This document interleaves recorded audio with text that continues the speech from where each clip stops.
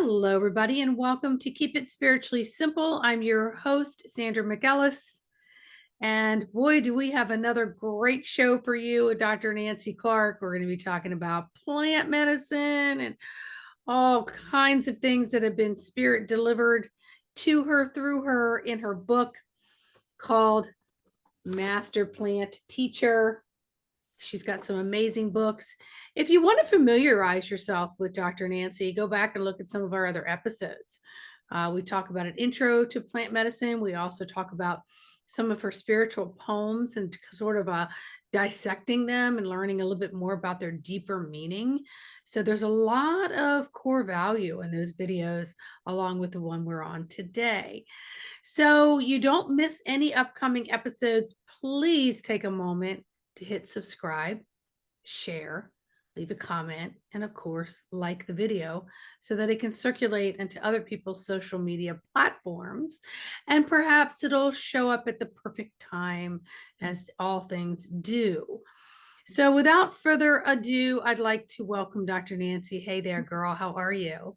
Doing fantastic. Thank you again for having me back on your podcast. Oh my goodness, you're welcome. Well, let's just get right into it because we got some hot topics to talk about that are going to be fun that people don't really understand a lot about. So you're what I would call somebody who has deep wisdom and understanding and direct communication, etc., with the plants. And as a teacher of that, I can't wait for people to hear your side of things and your perspective through your experiences.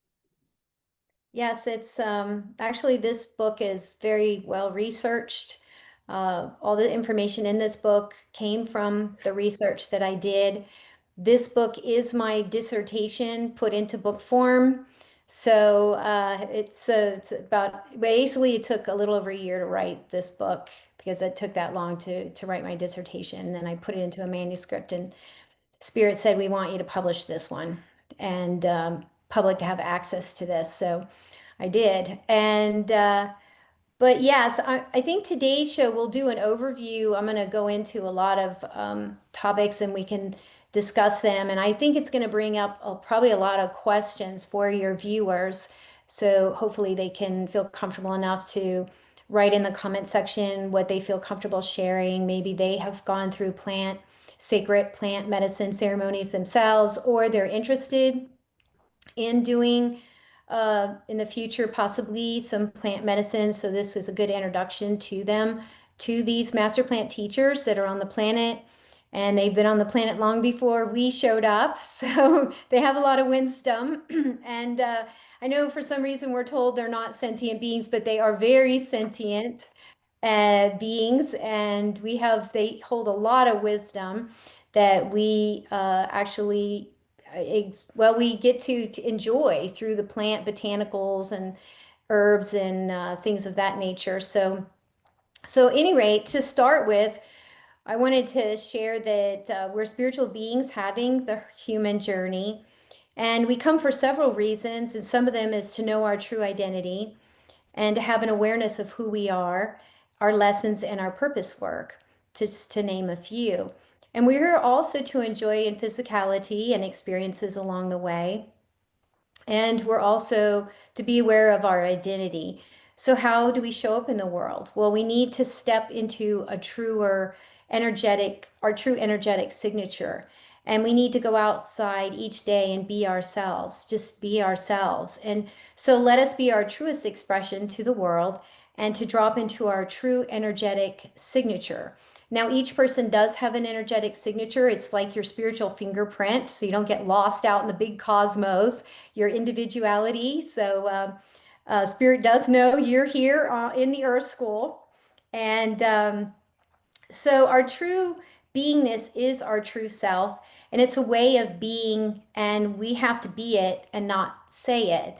And it takes strength, heart, and boldness, just this energetic way of showing up in the world. And so we hold ourselves, our uniqueness, and we came here not only to step into our purpose work, but also to remember our true identity before we stepped into to human form. And entheogens, and I just want to say some people will call them entheogens. Other people say entheogens. Both is okay. Both are fine. They're both good. So, why are so many people around the world turning to entheogens, also known as psychedelics? Well, entheogens offer the ability for people to have mystical experiences while they are in sacred ceremony, their true identity, their energetic form, their purpose work, their lessons here on earth, guidance with current situations in their life, connection with loved ones on the other side of the veil, spiritual awakening, and so much more. So the entheogens are non-addictive, psychoactive substances, and shamans are highly trained for many years to utilize these plants in sacred ceremonies. Shamans are a society of people that use plants as a means of successfully have mystical experiences leading to enlightenment, cosmic consciousness, self-realization, God realization, which is also known as divine union in the West, which all leads to oneness. So psychedelic actually comes from the Greek word psyche, meaning soul, which peels back the psyche to reveal the soul and a deeper meaning and revelations. If a person doesn't show respect for the plant medicine, this intelligence, this consciousness, they won't have the experience. It won't happen. The person must adhere to the required diet before the ceremony. The intention, purity, and surrender is very special. The gut is full of neurons, so what a participant eats will affect their ceremony. The fix is not in the plant medicine brew cup. It's the integration after the ceremony. The integration process is taking what is revealed to the initiate during the ceremony and bringing in guidance to the person's life, which actively changes in a positive way how a person lives their daily life. Entheogens allow for one to step outside the normal mental activities of the conscious mind and to go into other areas in the cranium, such as the pineal gland. Entheogens offer healing, spiritual awakening. Entheogens offer the ego death, which we'll go into that a little bit here in a second, and also provides a different experience for each person. So we're not to compare our experiences with anyone else because they are meant individually for each soul. And the entheogen can also show areas that are deeply hidden, such as deep grooves in the conscious mind, patterns, habits, personality issues to the person while in ceremony and under the influence of the different entheogen substances. Inner experiences are valid and confirmed. The inner knowing that takes place helps the person to make the necessary adjustments. Just taking the entheogen is the first step. One needs to go into integration and do the inner work needed for a permanent transformation. These inner experiences are never forgotten, and integration helps sorts out the messages that came to the person to help them with guidance, self-awareness, purpose work, healing, and a deeper connection with the divine. And the purpose of this book is to show that entheogens facilitate mystical experiences.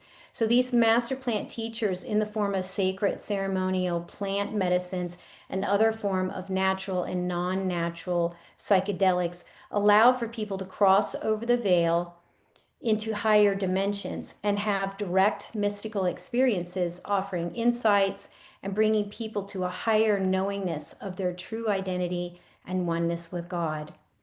These mystical experiences expands people's consciousness to evolve after experiencing enlightenment, cosmic consciousness, self-realization, samadhi, God realization, and many other dynamic impressions while the inward psychedelic journey is taking place. These mystical travels are outside of time and space, causing a deeper impact. Therefore, the psychonauts are forever changed and introduced to a higher version of themselves.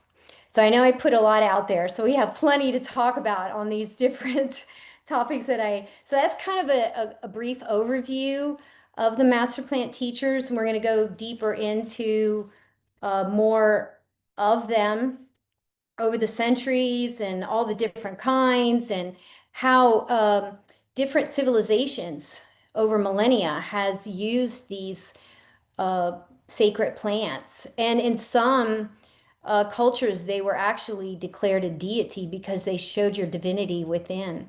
They got to strip away everything, your physical, your mental, your personality, your shadow, and only see your true divine essence, your true energetic form without all these coverings. And then people had this amazing experience of seeing their own divinity and that they are this divine being. And so, of course, when you cross over the veil and you have all these mystical, inner mystical experiences, you're never going to be the same. And so people talk about, oh, I went to these other dimensions as if they exited out of their body. No, it's within your own cosmology.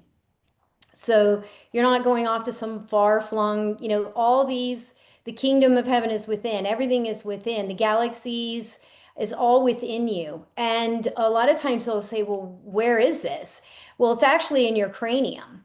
The third eye is the opening, but it's all actually from the third eye up to the cranium. These are all where the upper dimensions reside. So when you're in these upper dimensions, you're still well within it's within your own cranium that all these exist. So you're not doing all this flying around outside your body at all. You don't need to.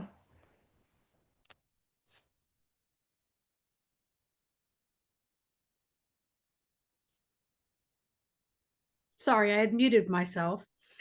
I'm really glad that you pointed that out because a lot of people assume, because they hear so many stories about people doing psychedelic trips. They're like, oh, I went to this other land or this other place, or I was gone for hours, and someone was watching over my physical body. And it's like, okay, could somebody explain that? Because to a lot of people, that's very scary.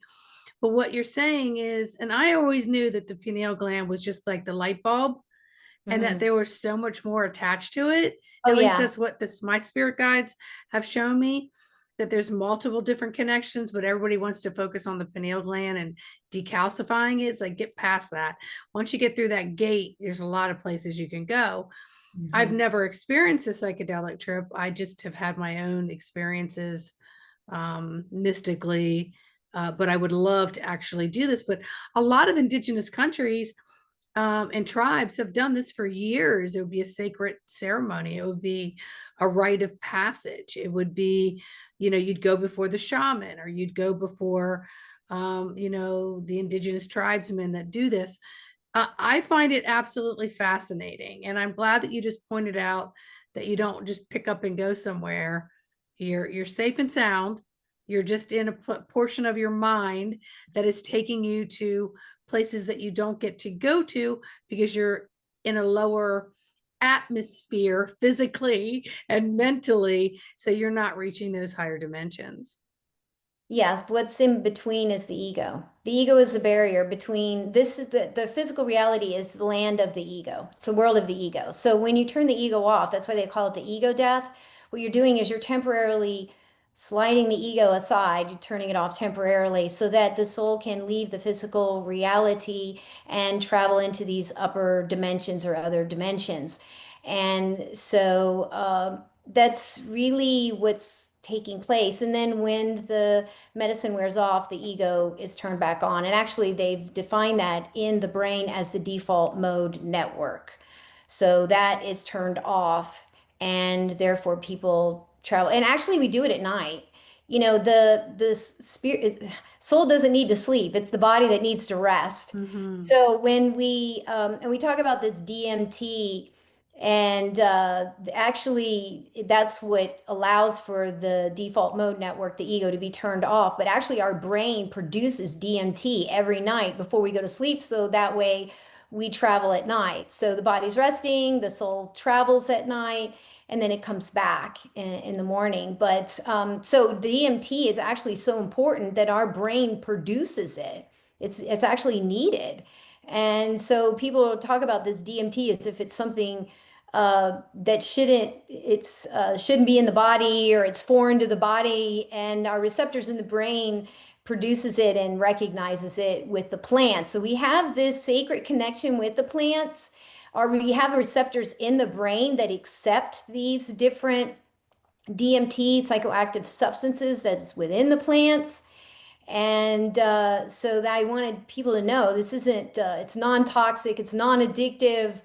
It's very interesting why it's classified as a Scheduled 1, which is classified as illegal and the most dangerous of drugs. And we'll get into that, the political reasons behind that as we go along in this series.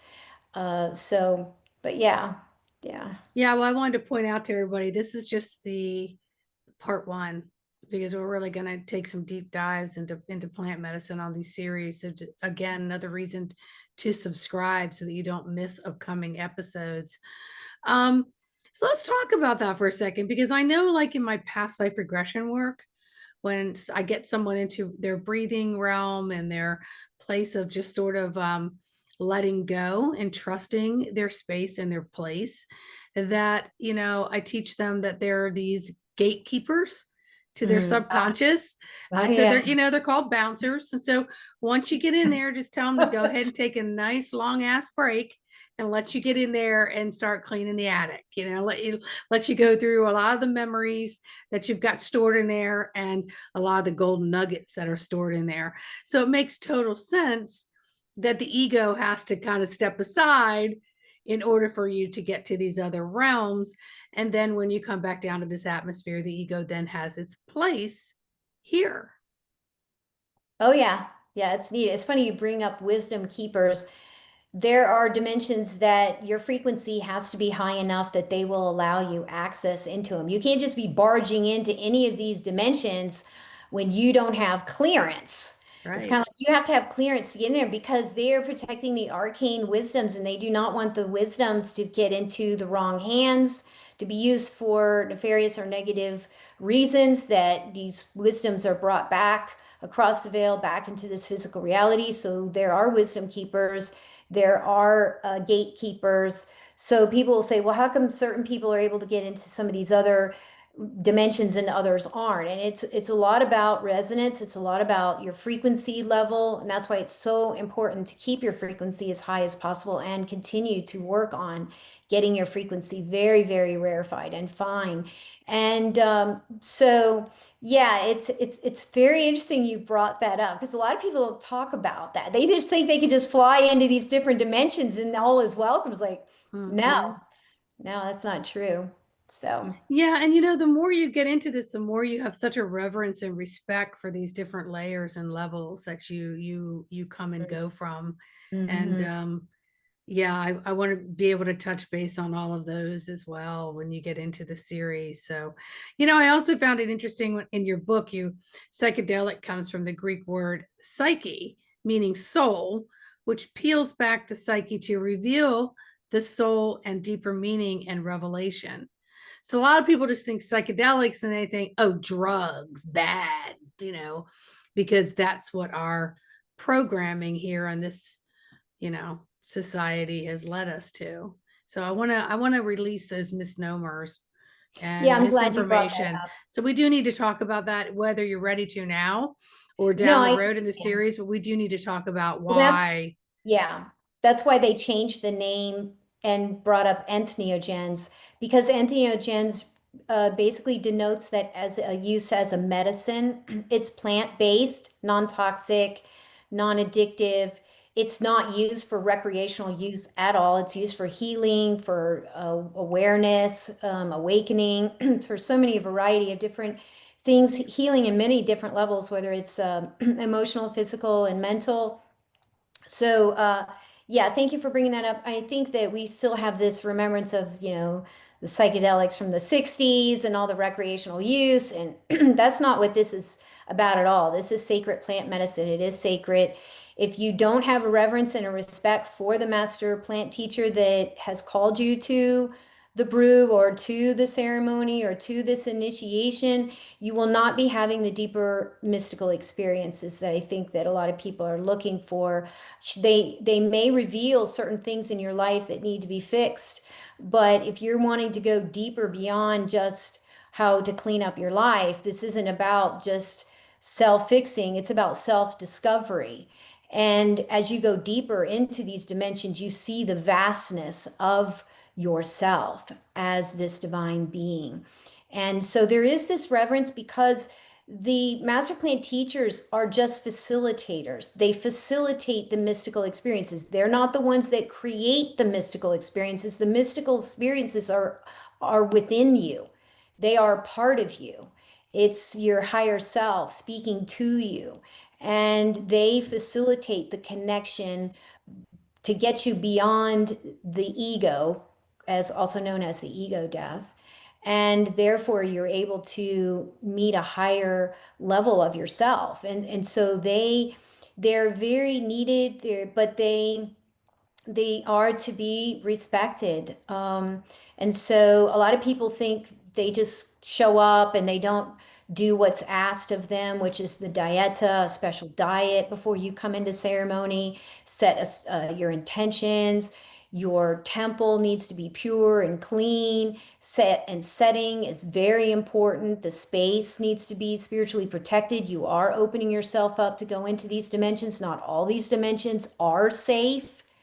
So you'll hear people say, "Oh, I had a bad trip." Well, what there's a lot of things that go into that, and some of it could be the shaman wasn't completely trained, a highly skilled shaman. This is something they've done since very young age, and they are skilled is doing more than just ceremonial work. They do a lot of work with the plant kingdom and the plant intelligence. And they have a master shaman that they have to, what I call continuing education credits. They have to go in twice a year back into dieta, which is time away from modern society. And they go into the forest and they actually end up spending time with the plants and they have to keep this connection with the plants because the plants are going to get very jealous if they're ignored, and yet you want to just use them for their wisdoms and their information and their healing. They want to be paid attention to. It actually is a relationship between the shaman and the plants, and that's why in the uh, probably the Amazon cultures, they don't call themselves a shaman, they call them a vegetalista or a curandero. And vegetalista means they work with vegetation. And so in the West, we call them a shaman, and they'll say, yes, okay. But they come from a lineage, they start this path, this journey young in life, and they have to prove to master shamans they can go in and out of these different dimensions very easily and can offer spiritual protection to the participants that open themselves up to go into these upper dimensions. So I know shamanism has become the rage right now. A lot of people consider themselves a shaman, but they do not have any lineage. They do not have any master shaman that they've had to demonstrate their abilities to. And again, to be a shaman is more than just ceremonial work.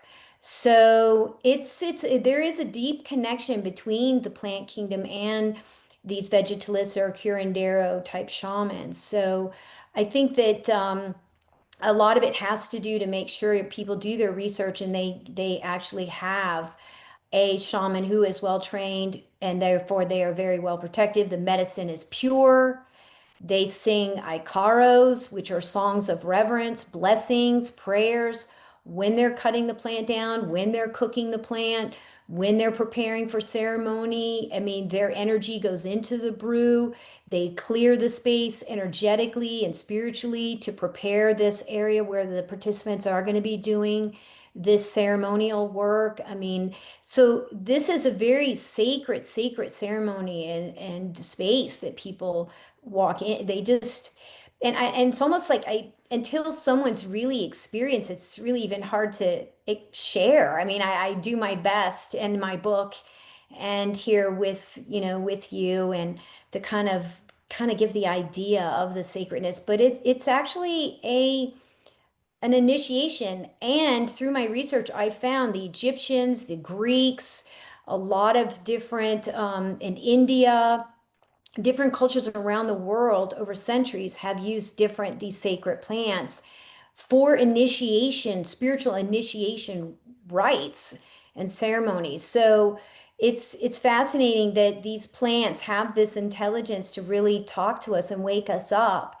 And I think that that's really the blessing of having them on the planet to really help humanity. So in the back of my book, I say they're ambassadors for the planet, and so yes, they truly are here to help humanity. Well, as you're talking there, I'm thinking about daily life, right? Like, how does that simplify into daily life? And I think about anyone athletic, they prepare themselves for a very long period of time. And before something, championships or marathons come up, they live and breathe what it is they're about to do. Many Mhm. of us who are going to prepare a very large meal for our families, it became a very sacred thing. You went to multiple different markets to gather the things that you need. And then you come home and you're preparing them with so much love and preparation, right? Those are just daily things that we do to make changes in our own world that show that we're still using Mhm. mystical, ancient uh, things that are being handed down. We just do things a little faster now with shortcuts in our food and not being quite as devoted to certain things as we ought to be, because we've gotten away from some of this ancestral type practices. And everything that we do takes us to a higher realm, whether it's cooking and preparing, right? Whether Mhm. it's preparing for a sport of some sort, whether it's, the next level of a job or an education, what you dive in to do. You're doing it to get to a better level of who you are, trying to find your own identity, trying to hold on to some authenticity. And plant medicine offers so much more that I think, knowing that you have to dive into it with such reverence and respect and take steps towards some sort of ceremony. You're just not going to fly off to a land and check in, and next thing you know, you're in a room taking this trip, right? No, you're preparing for it with what you're ingesting, what you're in your mindfulness about, and all those things before, during, and after, you know, going on something like ayahuasca or psilocybins or whatever. Would you say that's kind of true? I would, and it's interesting you brought up athletes because a lot of athletes have, and they actually are very open about it, about how ayahuasca changed their life and upped their game in their abilities physically. Because the interesting thing about these plant medicines, because the receptors in our brain accept them and know them, it actually speeds up the processes within the brain. So we have actually Nobel Prize recipients, Nobel Prize winners, when they go to accept it, they will openly, because there's no stigma now, they will say if it wasn't for ayahuasca or they name some other plant medicine, they will say that I would not have been able to have the breakthrough to be able to have created this invention or something. And also in Silicon Valley, a lot of times with a lot of the technology advances, they have known to use the sacred medicines because of that reason as well, because it does speed up the processes in the brain. It creates new neural pathways. It's just amazing. So I know with iboga, which is an African root. It's called it's the masculine energy. Ayahuasca is the feminine energy. That's why you'll hear her denoted as Mother Ayahuasca. But the father is or grandfather, also been known as called, is Iboga, and that one has a masculine energy. It's very powerful. That one actually in Africa, they will take smaller doses for when they have to do extreme physical exercise or work out there. And then they'll take a higher dose for their ceremonies, for their sacred ceremonies, for opening up and having those mystical experiences. But iboga is very It's very powerful in the sense that if you go over to, let's say, Africa or another place that offers it, you have to have a heart monitor, you have to have a EKG. A lot of people have died on it. It's really strong. And depending on what you're looking for it to do. And you also have an oximeter. There's nurses there to watch you. They want to monitor your heart. They also, if you have any heart problems, you can't take iboga. You can't do it. Whereas ayahuasca is a little different. She's a little more gentler, but because she's doing so much work in the brain, there are certain medications you cannot be on. You can't have any of these at all. And because also she's if you're having seizures, you cannot take ayahuasca. That's a no-no. You cannot take it. It will actually, and it will kill you. I mean, there are people who have died under ayahuasca. They lied on their intake of what the medications they were on, the type of um, maybe some diseases or something. And so people should not take this lightly at all. I mean, this is definitely something that I would say is not casual. It's not, it is sacred, and it is, and actually there's another thing I wanted to bring up was is that the plant medicine, or I should say the master plant teacher will call you. So a lot of people, I've had a friend say, oh, should I take ayahuasca? And I said, well, did Mother Ayahuasca call you? And she says, no, I'm not being called. I said, well, then don't do it. You know, you'll know when you're being called. There's an expression in the psychedelic community that says you heard the call. And let me tell you, when a master plan teacher is calling you, you will know. I think on a previous episode, we just kind of briefly talked about my journey, and I was saying how, well, Mother Ayahuasca called me, and boy, she made sure I heard the call, because it was very, very clear and apparent that she was after me. And it took a year to get me from the time she started calling me to be in sitting in my first ceremony. And but people ask, well, what's this whole call thing about? It's like, well, everywhere I turned, it was all about ayahuasca. I'd run into somebody who did ayahuasca. I turn on the radio and they're talking about it. I go onto the internet and it's on the internet. And I'll turn on this music and then there's a song about ayahuasca. And I'm like, okay, I think I get it. So then I started doing my research, and I went on YouTube and I typed in ayahuasca testimonials, and started hearing about other people's testimony of their experiences with ayahuasca. And what really perked my interest was the fact that she is very effective in the ego death right away. And that really grabbed my attention, because that has been something that I had set out into the universe for spirit to help me with, because I had been meditating for 20 years and I couldn't get beyond the ego death. I couldn't get beyond the ego to get in these upper dimensions and be able to have these mystical experiences, because I came to the medicine for spiritual purposes only. And sure enough, she delivered, and she exceeded my expectations. And I ended up doing 6 ayahuasca ceremonies at this point so far. And I hear her very clearly. That is one of the things that a lot of participants will say, is because she bonds with your DNA. She's with you until you take your last breath. She is a power. She is a consciousness.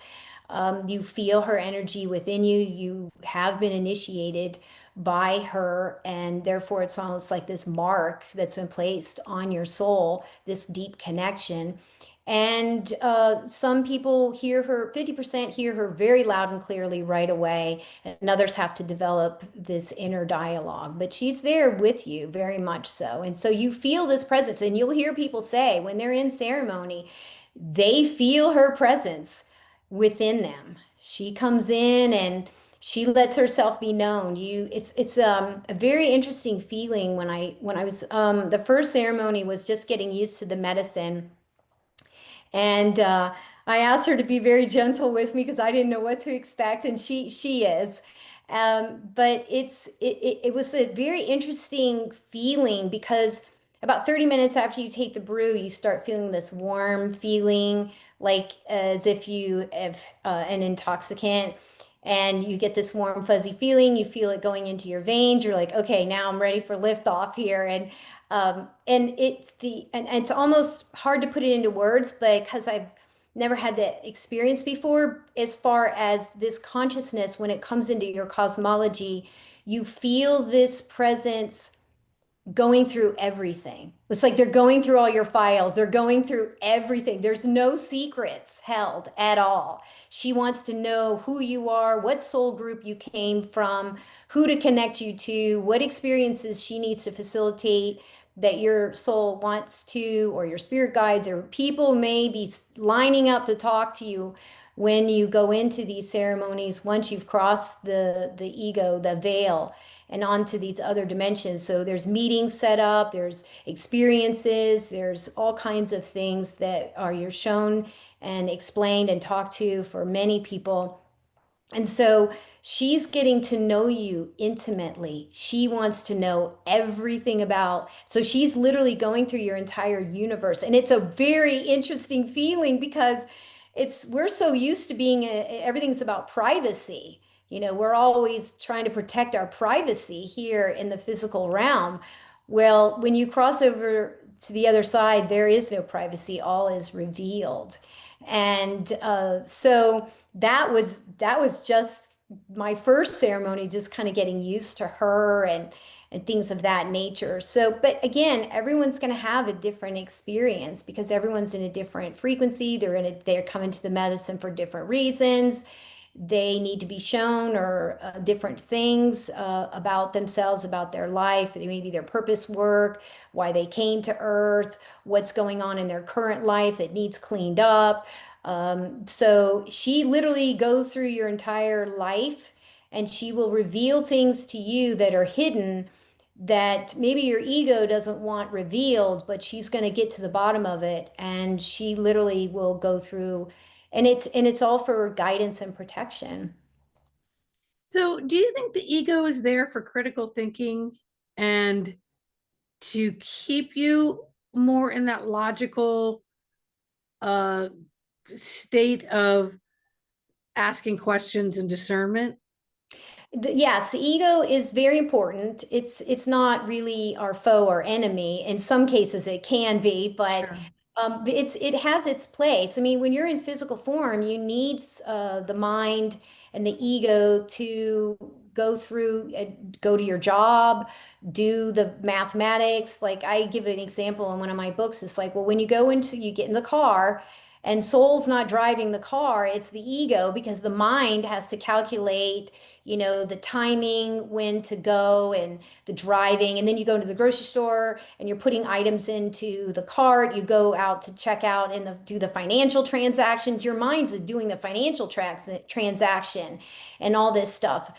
The soul is the observer of the experiences. And so the ego is the one that judges likes and dislikes. It's the one that says good and bad. The soul doesn't label things as good or bad. It actually labels them as, it doesn't label them at all, actually. It's just the observer. And it says all experiences are needed. But it's kind of interesting how the mind will say, "Oh, this is terrible. This is really terrible." And then 6 months later, we're like, wow, this is, I'm so glad that happened, because if that hadn't happened, then this wouldn't happen. I wouldn't have met this person in this situation and maybe gotten a new job or however it plays out. So the ego has a very important role. The ego is an entity that is an appendage to the soul. It's not our true identity. It's like you are a soul and you have a mind, you have an ego, you have a personality, you have a body. Those are appendages to the soul, and they're definitely needed. But it comes a point where, on a spiritual journey where you get to where you just don't want the ego running your life. You want your higher self running your life. And that's when it kind of gets into a little bit of a battle there between soul and ego, because ego doesn't want to give up the throne. And soul's like, it's time to step down and now have the ego serve the higher self. And obviously, as we know, that it's much better to have our soul running our higher self running our life than our ego, because what ends up happening is we end up running around serving our ego, and the ego is really meant to serve us. And so yes, it has its place. It is an entity. It does get depressed. It does become unhappy. It does get, to a level where we work our minds hard.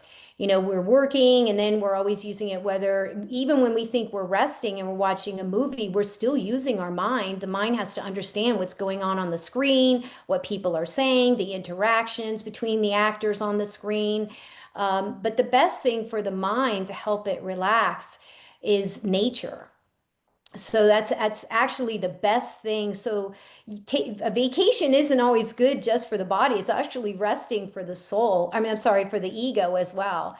And but yeah, I think people don't realize that our ego, we think, a lot of us think our ego is ourselves, our personality, but really it's there to help us, but we have to manage it. So as long as we're in physical form, we have to keep an eye on that ego. No matter how spiritually evolved you are, you still, when you're in physical form, you have an ego, and you still kind of have to keep an eye on it because it kind of knows when it's not being watched. But once it's become spiritualized, it pretty much settles down, and it's so happy because it realizes it's found that inner peace. Because while it's out in the world trying to run around and all these amusements to make it happy, it becomes more depressed and more unhappy. And so when it gets a taste of this divine elixir, this potion, this intoxicant that the soul just be able to just soak the ego in, it just flips over and says, "Oh, I'll forever serve you because this is much better than anything in the outer world that's been handed to me." So, Well, I just find it very funny because, in my mind, there's always some comedy going on. And so I always see it like the ego. I used to have to wrangle the ego and sit it in a chair, tie it up, blindfold it, put duct tape on its mouth and say, now you just sit right there because I need to get into the mystical realms for a while. And so back and forth with that a few times. And now when I approach, the ego goes, okay, I'm going to sit down quietly. You don't have to duct tape me. You can go in. You know what I mean? Because I have always been shown by spirit, the ego has been running the show for millenniums. And we are in the transitional stage where the heart is taking the front seat, right? And the upper levels of the mind are taking the front seat. And so the ego still has to be there because we're physical beings, but Mhm. there is a way to be synergistic. There is a way to know when to lead and when to follow. But we have to be able to step into those positions where we're the commander, right? Yeah. So I think I've told my ego to sit it down and shut its face multiple times. Don't talk, don't get up, don't move. Shh, I need to go to these places. Yeah, I think sometimes we feel we have to go to battle with our ego, but sometimes it revolts as well. And so Yeah. it wants to be, and it depends on the situation. I mean, sometimes it's like a little kid. You can be too easy with it, it'll play you, but sometimes you can be too harsh on it and it'll rebel. And so the ego is kind of like a little child. You have to love it up, but you also, because I'll say when I was writing some of these books, and my ego and my mind is like, oh, I need a break. Please, you're working me so hard. I'm like, okay, let me just finish this one page and then we'll get on a bike and we'll go for a bike ride, or we'll go take a Mhm. drive, or we'll go to the park, and they're like, thank you, so I kind of have to let it play a little bit. So the key is, if you start to see your mind and your ego getting angry, that means you've worked it so hard. It's upset. It needs a break. It needs a rest. It's trying to get your attention, say enough. I need to rest. And so we push our minds way too hard, I think, in the Western world. So I think another thing besides nature is music, like classical music, Yes. spa music, spiritual music. Oh, it just loves music. The ego and the mind, it's just so therapeutic for the mind to listen to music, high frequency, high vibrational music. And so that's another one too that's very soothing. Like when I get up first thing in the morning, I put on Pandora. And I have a speaker in my bathroom. So as I'm in the shower, I'm putting my makeup on, I'm already getting into this sacred uh, space. And the ego and the mind is being, smoothed out, transformed, wooed, just this sacredness of my day starting. And so there's many different things people can do, but I think we find that our society is so angry and impatient, and it's really, I think we don't give ourselves enough time to rest and do things that's actually good for the mind. And these negative thought loops that we get into, this negative talk, self-talk, and all these loops, that's another thing too that we need to be mindful of. It's just a very bad habit. But I think if we can catch ourselves, and so like people need to realize that the ego is a real entity. It wants to be cared for and acknowledged, but there are things we can do to actually be good to the ego, and so it won't rebel. And so as we spiritualize the ego, which one of the best things is exposing it to spiritual content, whether it be watching podcasts such as your show, reading spiritual books, listening to, all types of spiritual content and reading spiritual content, that spiritualizes the ego, and it starts to get into this vibrational frequency that's very high. And that's when it just naturally turns over the throne to soul. And so it Yeah. doesn't have to be this battle. Um, I was fortunate to have a lot of high level master soul teachers teach me a lot about the ego and about the brain and our personalities and a lot of this stuff. So that really helped me on my spiritual journey to know to how to handle and work with the ego. So in the East, they'll say befriend the ego. Make the ego your friend. You don't want it to be a foe. You don't need to have a fight on your hands. It's not really necessary. It's not really needed. So I think there is other ways, such as spiritualizing the ego, they found is actually the best way to have the ego serve you instead of you serving it. Yeah, and I love your analogy about, okay, just let me finish this one last page and I'll get out for a bike ride. I will say, shh, mommy's coming. Just give me a minute. Just give me a few more minutes to finish what I gotta live this for just a few more minutes. There, mommy's coming. Mommy's coming. And then it'll That's either be a great. bath or be a long walk, or it'll just be music, or it's going out and meeting friends where we're just gonna laugh and there isn't all this structure. And so, yeah.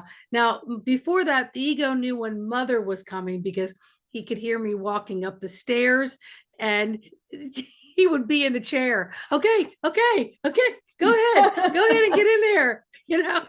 But when mommy's coming, it means it's bringing a lot of nurturing and love. Yeah. So I like that.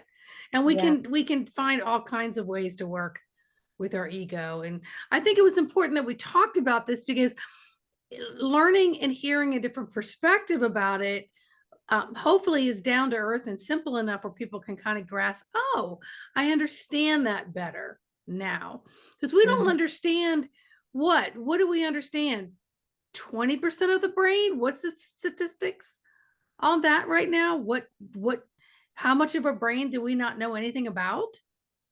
Yeah, it's a big mystery for a lot of scientists even Yes. now. They're still learning about the different plant medicines and the different master plant teachers. They have been for 30 years.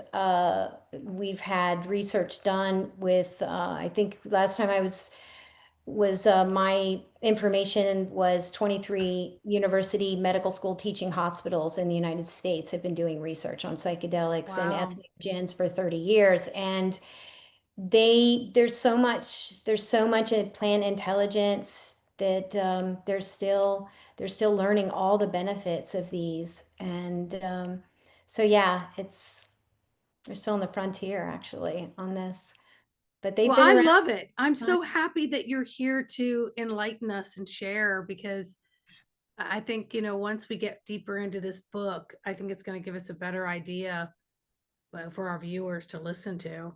What else time. did you want to add to this? Because I know there's so much more we can talk about. Gosh, you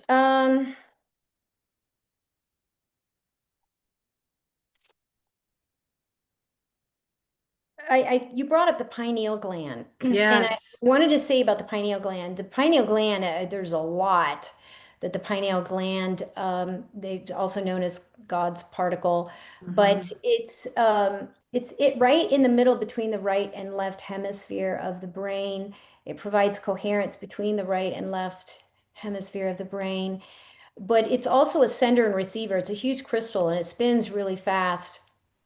And part of how we are connected with source is through this sending and receiving of this source frequency energy that comes in. And so we're it's very interesting how it's like a radio where you're sending and it's receiving all these codes, all these light frequencies, this energy, and because really everything is energy. So once you get into the physical realm, everything's the atoms have just slowed down in their spin to where it manifests into physical form. But if you like, I'll give you the example of water, like a solid state of water where the molecules are very slow and the atoms are slow in it is ice. But then when you heat up that ice and you turn it into regular water, they're spinning faster. And then once you get it up and you heat the water and you boil the water and it turns into a steam, it spins so fast it literally disappears. The water will disappear right out of the pot. It'll just steam itself right out. So these are different. So it just saying that there are different spins and of frequencies. And so we're always getting these frequencies and sending back information back and forth to source. And so the pineal gland is, and I just find that it's interesting. It's within the brain. And so I think that really there are different levels of attainments also. So for centuries, yes, it was used for healing, but it's also used for spiritual initiations, spiritual work, people doing this type of work, whether it be the American Native American tribes here in North America or in South America, whether it's Brazil and Peru, or there's shamans in Siberia.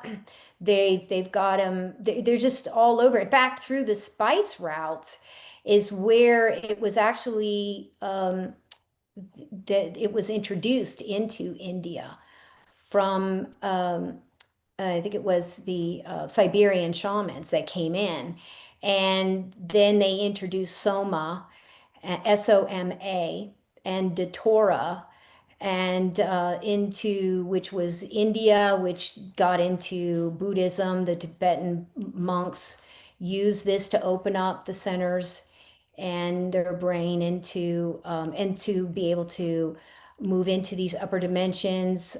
So, and then also in the West as well. And I go into that more deeper into my book, but the Egyptians and the Greeks with the Eleusis mysteries, which lasted for almost 2,000 years, they had these, and they would have this twice a year.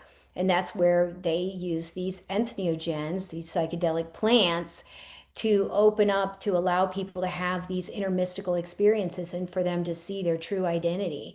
And there was like Plato, Socrates, Aristotle, Cicero. There was a number of high level people and even statesmen and that type of thing that were where everyone was allowed to go in and experience this, rich, poor. It didn't matter if you were free or slave, whatever, everyone was allowed to have this experience. And they said that that's really what helped shape Greek society. And so it's really it gets quite deep. I found a lot of surprises myself along the way when I was doing the research on this for this dissertation, and there was a lot of aha moments. I think there's going to be a lot of aha moments for your viewers as we go through the book Master Plant Teachers for a lot of people. Well, thank you so much for sharing. And once again, I don't know where the time went, but boom, boom, boom. So I'd love to have you back on. We're going to do this multiple times and talk about this book in depth. If you have an opportunity, get to Amazon, get the book, get to Dr. Nancy's website. You can order the book there, correct? Yes, there's a hyperlink where they can click Yeah. on Amazon or Apple Books and get it. Yeah. And listen, we're filling our head full of all kinds of other, ridiculous junk TV and junk reading and junk listening to. Why not get yourself something that could actually maybe expand you in a different way and get you closer to the God spark, within yourself? And these books do that for you. The poetry book, Teach Your Plant Medicine. I'd start with those two. There's other ones that we're going to dissect as well when we get through it, because Dr. Nancy will be a staple here on Keep It Spiritually Simple. In the meantime, if you're listening to us on any of the podcasting channels and you would like to see us and our personalities and so on, hop over to YouTube to Sandra McEllis and tune in there, and also leave us a comment there. And if you have a question, we hopefully, we can answer it for you. But in the meantime, stay spiritually simple. Things don't have to be complicated. We need life to be a lot more simple and people talking more in plainness. Now, this chick here, she's got a PhD and a whole lot of experience, but what I love about her, she brings it into a level where I can understand it because I don't have that intellect. I don't have her experience. I don't have her education, but I need to be able to understand it so that I can see, sense, and feel it in a different way. And then it creates inquisitiveness within myself to want to know more. Now, at this point in time, I can't say Mother Ayahuasca or anyone has been calling me, but I am really interested in understanding more about it, just because I just find it so fascinating. And it's been a topic that has been, first of all, hidden in the back seat for a long time. And then secondly, masked by this is not the way to go. This is bad. This is, this or that. And we do need to talk about that on the next show about why it's been hidden, why it has that bad name. So I'm going to mark that down because I think we should bring that Yes. up. So anything else you'd like to add, Dr. Nancy? I think I've been enjoyed being on this show with you. Thank you so much for having me back. And I'm so excited to be able to share all this information about the master plant teachers and how they're transforming people's lives. So, Well, we're happy to have you. And again, you guys hit subscribe so you don't miss upcoming episodes with Dr. Nancy and keep it spiritually simple. In the meantime, say goodbye, Dr. Nancy. bye, everyone. Bye, everybody.